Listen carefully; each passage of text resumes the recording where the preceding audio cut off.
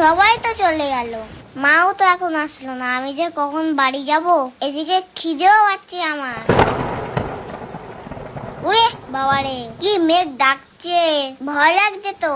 কিলে বাবা, বাড়ি যাবে না? বাড়ি যাবো না তো এখন থাকবো। চল আমার সাথে। তোর ছাতাটা কি সুন্দর, ছাতার মাথায় দুটো কানও আছে। আচ্ছা, ওকে আমাদের কথা শুনতে পাচ্ছে? হেই, ছাতাটি আবার শুনতে পারে না। তা ছাতাটা কোথা থেকে কিনেছিস? আমি কিনিনি, এটা আমার দাদু দিয়েছে।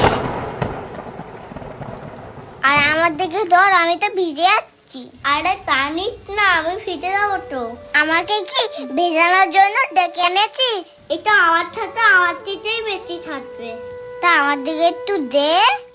না, আমার দিকে থাকবে না, এটা আমার দিকেই থাকবে। না, আমার দিকে থাকবে। না, এটা আমার দিকেই থাকবে। না, তোর ছাতায় আমি থাকবো।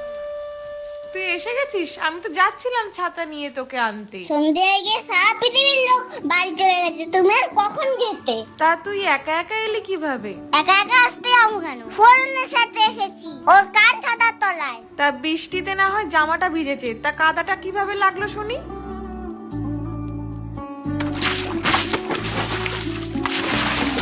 কিরে, বলবি তো? আমার শীত করছে, তোমাকে এখনো শুনতে হবে?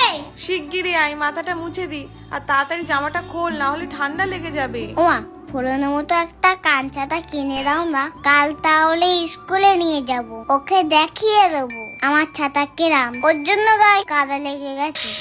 তুমি দেওয়া তো একটা কান ছাতা কিনে। কান ছাতা? সে আবার